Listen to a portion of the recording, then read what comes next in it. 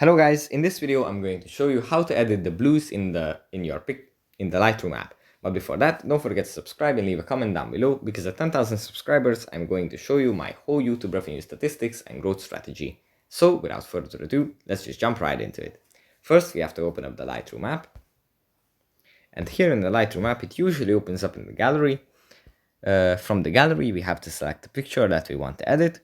Let's say it's this one. And then after the picture loads, from the bottom bar, we have to find color. We tap on color. And here in this little pop-up in the top right corner, there is mix. We tap on mix, find the blue circle. And here we have multiple options. We can edit the hue of it, how azure or how purplish the blues are in our picture.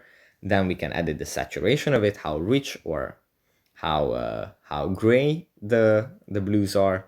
And then we can edit the luminance, how dark or how light the blues are in our picture. Here you can see if we move it to the left, then the blues are going to become darker, and if we move it to the right, then the blues are going to become lighter.